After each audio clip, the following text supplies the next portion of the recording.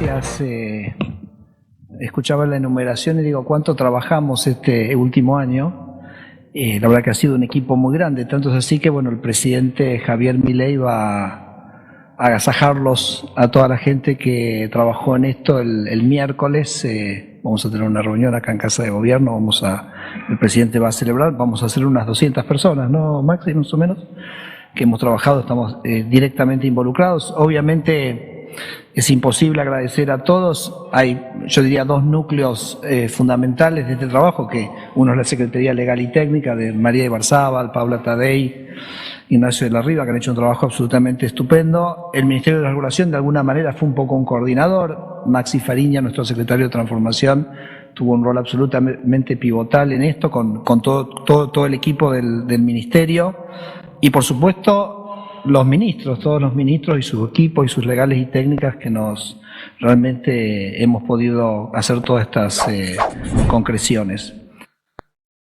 200 personas mañana festejando en la Casa Rosada, así como en su momento habían hecho el asado para los 87 héroes que vetaron un aumento a los jubilados, y esto recuérdenlo cada mes cuando ustedes o sus padres reciban sus haberes. Ahora van a ser 200 los héroes que este gobierno va a celebrar mañana, el 9 de julio, por haber completado en un año esta tarea de la motosierra de Sturzenegger. Ayer lo explicaba, la respuesta a la pregunta ¿qué mierda festejan? La Nari, que es el Adorni de Adorni, y que ayer en su cuenta de Twitter ponía en claro cuáles eran los motivos de esta celebración. Ningún gobierno, decía, eliminó tantos actos de corrupción, ineficiencia y despilfarro kirchnerista. El plan motosierra no tuvo piedad con los curros de la vieja política. ¿Cuáles son los curros de la vieja política? Bueno, ayer lo anunciaba el propio Adorni ayer cuando dio esta conferencia de prensa en la que no quiso responder preguntas. Y se dejó sin efecto la facultad del Poder Ejecutivo Nacional para crear nuevos hospitales bajo la figura del SAMIC. Se transformó el Instituto Nacional del Cáncer en una unidad organizativa interna del propio ministerio, integrando sus funciones a la estructura de la Secretaría de Gestión Sanitaria. Se reorganizaron funciones dentro de ANLIS Malbrán para optimizar capacidades y evitar duplicaciones en el abordaje de enfermedades transmisibles. Se disolvió el... Bueno, ahí escuchábamos 4 de las 101 medidas que celebra con mucha prolijidad y buen marketing de Sturzenegger, que tiene que ver con quitarle al Estado capacidad de hacer política de salud en distintas versiones, en lo que tiene que ver con la administración de hospitales nacionales, el Instituto Nacional del Cáncer, una de las principales causas de muerte en la Argentina, de más está decirlo, lo que es Malbrán para enfermedades que se investigan, se estudian desde esas capacidades estatales y en colaboración con el sector privado. Cada una de estas cuestiones que quitan, que reestructuran, que desarman, lo que hacen es volver un poco peor las prestaciones de salud para todos los argentinos. Pero además de eso, bueno, hay muchas más medidas. Veamos acá el tuit de Sturzenegger con detalle de los 101 medidas. Les recomiendo también el editorial que hizo hace un rato Ari, donde fue una por una repasando cada una de estas 101 medidas y cómo la mayoría, la enorme mayoría, son para empeorar la vida de la gente. De hecho, tenía pensado hacer algo parecido y los remito para que lo hagan con Ari para no ser reiterativos, porque además son muchas, toma mucho tiempo este repaso, 10, 15, 20 minutos le tomó a Ari, casi media hora, pero que no tiene desperdicio, porque te das cuenta en qué estuvieron trabajando, entre comillas, durante todo este año, y es en desmantelar el Estado. Lo dijo Milei, en ese sentido hay que decirlo, no lo ocultan, es el topo que vino a destruir el Estado desde adentro, y esta es una tarea muy, pero muy meticulosa para destruirlo. Eso tiene efectos, por supuesto, eso tiene efectos. No te lo van a contar probablemente los medios argentinos, pero en el exterior, donde las similitudes entre lo que está haciendo Milei y otros procesos de extrema derecha son evidentes, aunque acá se quieran negar, sí vienen a fijarse cuáles son los efectos de la política de Milei. Entonces tenemos que ir a buscar un documental alemán, por ejemplo, para enterarnos lo que está pasando con la salud argentina. Ariel Wagner tiene leucemia. Ahora espera en el hospital de clínicas los resultados de su análisis de sangre. No tiene medios para pagar los medicamentos que necesita para su tratamiento contra el cáncer. Yo no elegí tener cáncer. No elegí que esta enfermedad tenerla. Y en realidad vale mucha plata. Y por más que tenga trabajo y que esto no la puedo sustentar porque vale 21 millones de pesos cada frasquito de medicación que dura un mes. Y nada, lo que esperaba era que el Estado me pueda dar una mano y el Estado nos abandonó totalmente. Antes los pacientes recibían gratis esta medicación, pero el presidente Milei anuló este financiamiento, así como otras prestaciones del sistema sanitario. Los programas de detección precoz del cáncer de mama y de cuello uterino también se suspendieron. Tenemos el registro de más de 60 personas fallecidas por no haber llegado a poder contar con sus medicamentos oncológicos, tratamientos que se estaban llevando adelante. Los medicamentos oncológicos en algunos casos son impagables, digamos, ¿no? O sea, son realmente muy caros y además de esto, de un montón de personas que fallecieron, hay más de 1.500 expedientes esperando ser tratados para que esas personas obtengan su medicación. Los medicamentos para el cáncer y otras dolencias graves ya no los encarga el Instituto Nacional del Cáncer, ahora los hospitales son responsables.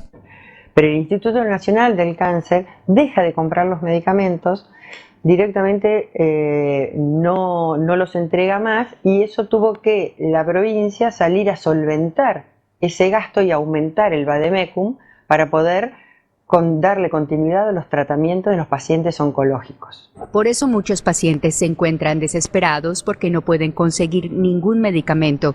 El estado de Ariel Wagner logró estabilizarse temporalmente después de que recibiera a través de Facebook medicamentos que habían sobrado. Estos fueron donados por una familia cuyo pariente ya había fallecido de cáncer. Están matando gente. Y tenés que poner la televisión alemana para enterarte, porque acá no te enterás. Y los que quizás sobreviven 1 o 2 meses más porque encuentran en Facebook a alguien que les dona unas ampollas que sobraron del tratamiento de su familiar que ya murió. Ese es el país que este gobierno quiere y eso es lo que van a festejar mañana en la Casa Rosada. 200 personas brindando seguramente con champán. Sería interesante ver si Infobae hace, ¿no?, la galería, las 50 mejores fotos del brindis de estos funcionarios, mientras a unas cuadras de allí probablemente la policía le esté pegando a los jubilados. Otra de las medidas que van a estar celebrando tiene que ver con que las rutas argentinas van a ser trampas mortales. Porque eso es lo que significa que ya no exista vialidad, que ya no exista seguridad vial, con un negociado de por medio, porque en realidad lo que sucede es que hay una cantidad de dinero que está asignada por ley a vialidad y que el gobierno está usando para otra cosa, es lo que le reclaman los gobernadores. Y si vialidad ya no existe más, entonces quedan liberados de esa obligación legal de utilizar el dinero para tapar las rutas y lo pueden usar para otra cosa, como por ejemplo pagarle a los acreedores, que es el principal objetivo de este gobierno, evidentemente. Escuchemos al secretario general de los trabajadores de Vialidad, Fabián Catanzaro, que explicaba el problema que tiene lo que está haciendo el gobierno con las rutas argentinas. ¿Hay algún riesgo concreto, palpable, algo que ustedes estén viendo como un proceso en crecimiento en estos últimos tiempos y que el cierre de vialidad pueda de alguna manera acrecentar, sobre el cual le parezca oportuno alertar a la sociedad?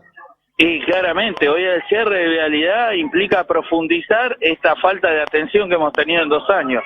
Con un 65-70% de las rutas en mal estado, este cuadro se va a agravar. Vos imaginate que hoy nosotros hacemos el despeje de nieve, o sea, se habilita la conectividad en toda la Patagonia por vialidad que hace el despeje de nieve, lo mismo que la zona cordillerana. tendremos después, cuando venga la primavera, el verano, los aludes en el norte, digo, las emergencias, en todo estamos nosotros y en todo eso se va a ver resentido. Y hoy, si las rutas están en mal estado, obviamente que creemos que está claro que no es por culpa de los trabajadores, pero que la sociedad tiene que entender de que frente al reclamo de gobernadores y de la comunidad en general, la respuesta del gobierno nacional ha sido disolver el organismo que tenía que dar respuesta a estas demandas. Bien, vidas en juego, eso es lo que estamos viendo, eso es lo que celebra este gobierno. Y acá me gustaría ser claro con una cuestión. Esto no es un tema de ricos contra pobres. Porque los ricos usan las mismas rutas que los pobres, por ahora, para ellos o para mover la mercadería, mover a sus trabajadores, seguir haciendo plata. Y esto los va a perjudicar. Los hijos de los ricos también se tratan en el Garrahan cuando tienen una enfermedad rara que no está cubierta porque no pueden, porque no tienen la capacidad técnica por el sistema privado. De la misma manera que cuando los diagnostican con un cáncer, por ejemplo, ellos no se tienen que hacer cargo de medicamentos que por más que sean ricos no podés bancar. $20.000, $50.000, $100.000 por mes, que es el costo de algunos tratamientos. Eso tampoco lo cubren las prepagas, ¿eh? Tienen seguros que se apoyan en el Estado. Es el Estado el que se encarga de negociar esos medicamentos tan extraños y tan costosos muchas veces, porque justamente son tan escasos los casos de uso que todo el país tiene que ir a negociar una sola vez con el laboratorio. Cuando quieren tener un título importante para después ir a ser pobrados en el extranjero y demás, los ricos van a la universidad pública en la Argentina. Para ir a hacer un posgrado afuera todavía vale mucho más un título de la UBA que de cualquier privada. Y ni hablar de los dueños de campo que necesitan al INTA, de los dueños de fábrica que necesitan al INTI. Esto es una ofensiva de muy pocos, que por supuesto son ricos, son más que ricos, son súper ricos, mega ricos, pónganle el nombre que quieran. Son los dueños del país, siempre lo fueron, pero ahora quieren ir por los márgenes que todavía le quedaban al resto, de forma desembosada. Y este gobierno representa exclusivamente esos intereses. Exclusivamente esos intereses. Por eso es que vamos a ver cada vez más seguido algunas escenas como las que se vieron hoy a la mañana, donde en Panamericana los trabajadores de Georgalos cortaron la ruta.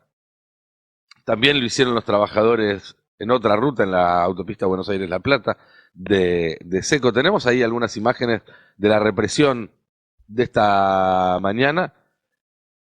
Si no las vamos a ver en un rato.